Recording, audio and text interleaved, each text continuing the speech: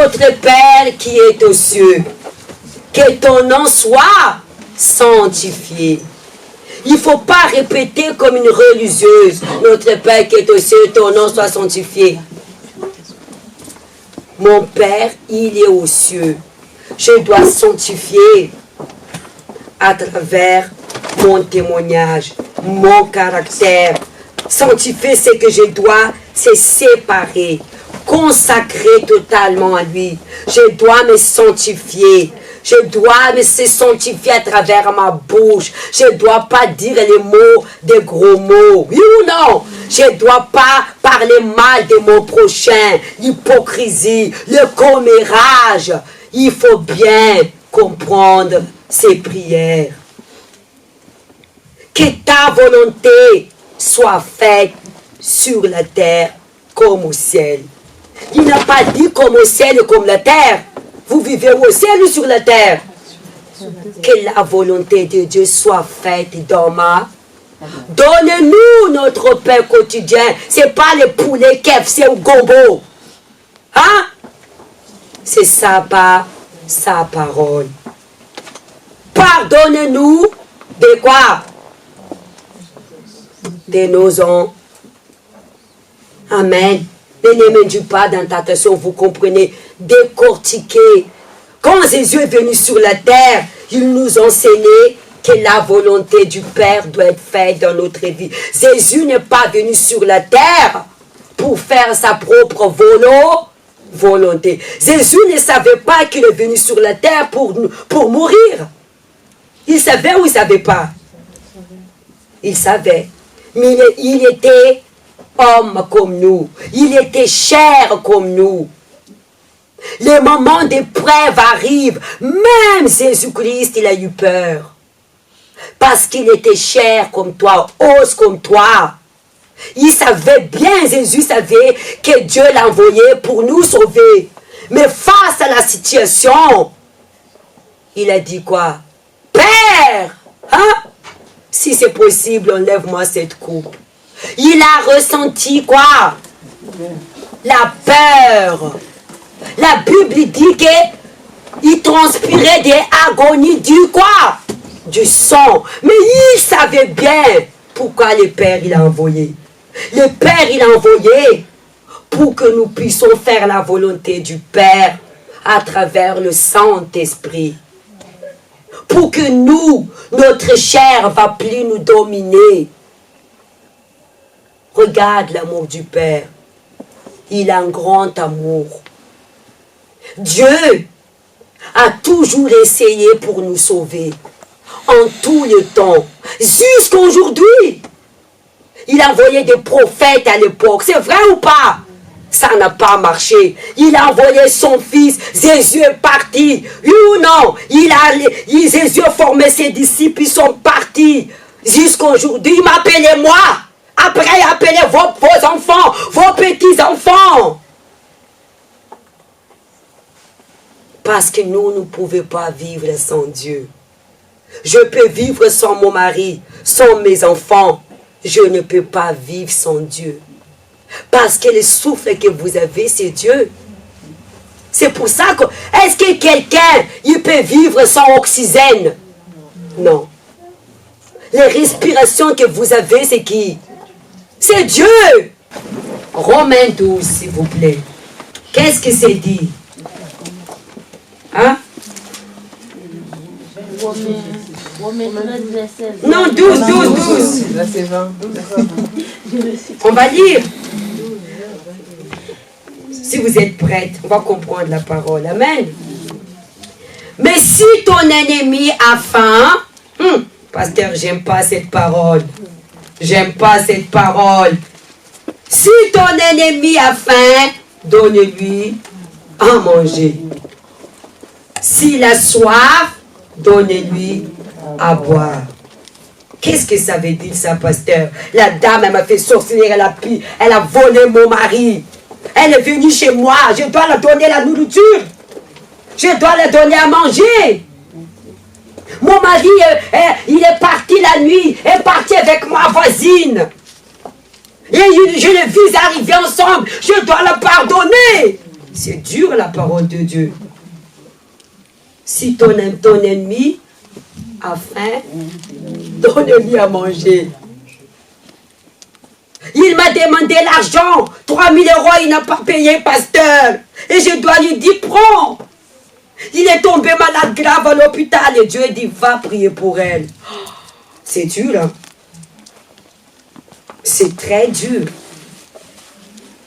Votre voisine, imaginez, a volé votre mari,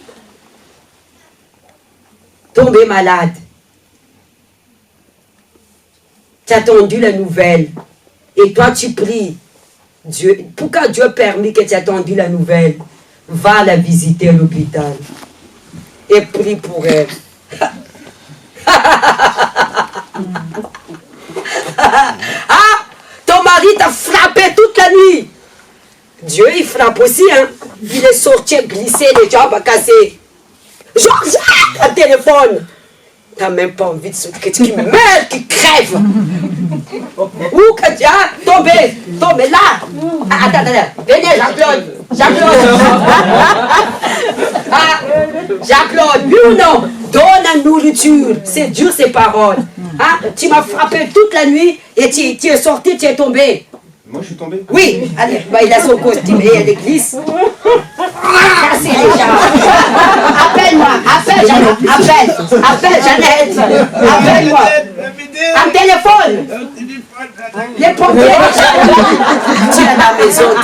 Il y a des femmes qui ont tellement le cœur qui crève, qui dépendent des parents, même celui-là. Tu es là, Dieu te dit, va la voir. Va la voir. Il est en train de mourir. Mais va aller quand même. Voilà la femme. Nous, on est méchants. T'as mérité. Comme ça, là. Tu vas arrêter de me frapper. Elle souffre déjà.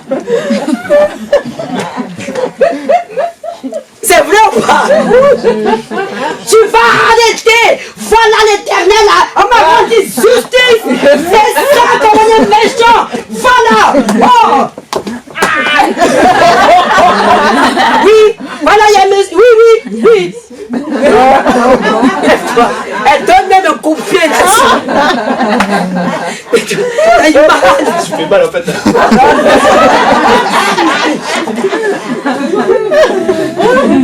Oui ou non? C'est dur ou c'est pas dur? Ton fils toute la nuit n'est pas rentré. Quand il rentre à la maison, il ne te respecte pas. À cause de... Maman, il y a la nourriture. Parfois, la maman a envie de prendre sa nourriture, jeter sur le visage. Tu me prends pour qui? Mais Dieu a dit non. Nourris-les. Vous savez pourquoi Dieu demande ça? Pourquoi? Parce que ta bénédiction est sur lui. On va les lire. Tu clames à Dieu, délivre mon fils, délivre José, Jean-Claude avec Perrette. Oui ou non? Mais pour que Dieu permette des situations, pour que tu prennes la possession de ta bénédiction. Mais nous, on fait quoi? Nous, on agit autrement. La colère, manque de pardon. Votre bénédiction est sur vos ennemis. Mais vos ennemis, ce n'est pas eux. C'est qui vos ennemis? C'est le diable. C'est pas écrit que ce n'est pas par ma force, ni par mon intelligence, mais c'est par le Saint-Esprit. Mais toi, tu viens à rajouter et dire, voilà, tu as mérité. Continue. Qu'est-ce que tu dis? Sur la faim, donne-lui à manger. Sur la soif, donne-lui à boire. Car en agissant ainsi, tu amasseras des charbons ardents sur sa tête. Ne te laisse pas vaincre par le mal, mais surmonte le mal par le quoi? Bien. Ça veut dire quoi, pasteur, ramasser charbon? Ma bénédiction était sur elle. Les charbons, on fait quoi avec? On fait des cuissons. On fait à manger avec. Même si vous avez l'argent, achetez la nourriture.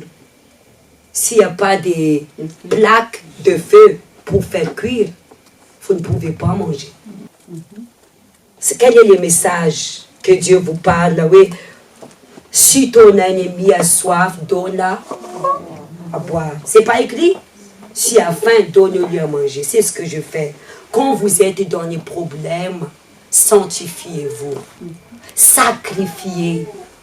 Le pain que Dieu parle ici, oui ou non, jeûnez et priez. Vous comprenez? La soif, méditez la parole. Quand vous êtes dans les problèmes, sanctifiez-vous. Donnez la nourriture à vos ennemis. Dans le sens spirituel, sanctifie-toi pour prendre la possession de ta bénédiction. Et tu ramasseras les charbons parce que sur la tête de vos ennemis, c'est votre bénédiction. Dans le sens spirituel, je parle. Dans le sens physique, l'exemple que je vous ai donné. Parfois, Dieu permet des situations pour montrer que Dieu est avec vous. Ne réjouissez pas de leur malheur, mais glorifiez le nom de Dieu. Parce que quand tu vas faire du bien, tu reçois ta bénédiction devant Dieu. C'est simple comme un bonjour. Tu ramasseras des charbons ardents sur où? Sur sa tête. Votre bénédiction. Nos bénédictions se trouvent où? Sur nos ennemis. Pardonne. Oublie les passés. C'est ma soeur, pasteur. C'est eux qui a fait que ma vie est comme ça, m'a fait de sorcellerie. Pardonne. Il est tombé malade à l'hôpital. Dieu a dit, prie, va la voir. Gêne pour lui. Dans le sens physique, fais du bien. Dans le sens spirituel, quand vous avez des problèmes, sanctifiez-vous. Amen. Amen. Levez-vous maintenant. Amen.